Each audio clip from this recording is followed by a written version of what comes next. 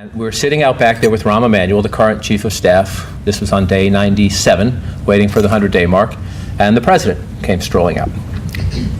This is a supremely confident man. Whether you support his policies, don't support his policies, work in our business where you don't get a choice, you just cover, try to stay in the middle of the road. He's a supremely confident man. And we were asking him, what is it at the 100-day mark that are you most encouraged by? And he didn't mention the stimulus bill. He didn't mention the launch of health care. He didn't mention assembling his team. He said, look around the country. There's a 47-year-old black man who's the President of the United States. And whether you support him or don't support him, people see him as the President. Health care. Again, that is the issue that took the Democrats off the rails in 93 and 94.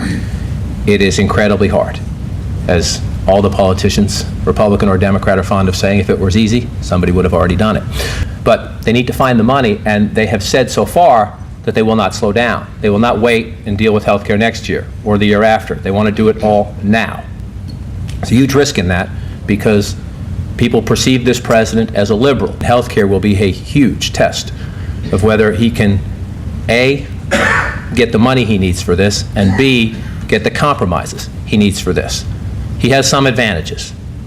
The players, if you will, Teddy Kennedy, Henry Waxman, Pete Stark on his side, know that this is probably their last chance. So they are more willing to compromise. The liberal alliance, if you will, are more willing to compromise.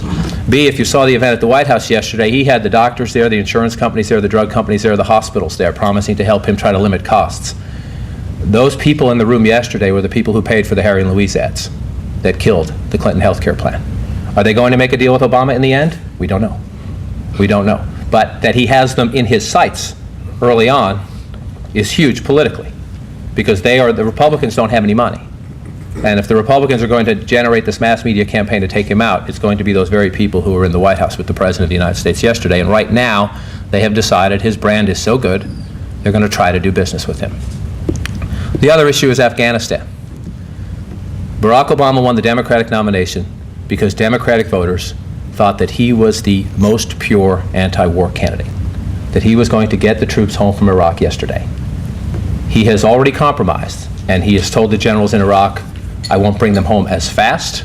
Afghanistan, anyone, and there are people a lot smarter than me on this issue, is a lot more complicated, especially given the instability across the border in Pakistan. The president fired the general in charge yesterday and put his own general in. This is Barack Obama's war. It is still George Bush's economy. This is Barack Obama's war. And the people who voted for him don't want it. Great point. When I worked at the AP, we had a pretty good investigative team, and my understanding from friends who are still there is that it's been pared back some. I would, the boss will tell you I'm not in the business of sucking up to the boss, but I would say that if you look at CNN, we actually have both an investigative unit that does day-to-day investigations that is fully staffed, unlike anybody else in broadcast news right now, and we have a documentary unit that does longer pieces. You may not consider Black in America or Latino in America, quote-unquote hard-hitting Watergate investigative reporting, but it is insightful, peel-back-the-curtain reporting that I think is invaluable to what we do. The investments. There's a whole lot of talk about starting nonprofit. And there's some talk, and this is John King talking, not CNN talking. I want to make that clear. But there's a lot of talk in Congress about creating some sort of a, using taxpayer money to create some sort of entity that would sponsor or encourage investigative journalism. That frightens me. It just does. I don't want the government involved. It's nothing against the government. There are separations for damn good reason, in my opinion. But it's simple. There are fewer resources. Things get cut, and that is one of the first places people go. And yet, it's one of the most valuable things we do. And you see some newspapers that stubbornly, God bless them, keep up the fight. Of the 4 people running for president or vice president of the United States, who do you think was least accessible in the campaign? Talking about Senator McCain, Governor Palin, Senator Biden, and Senator Obama.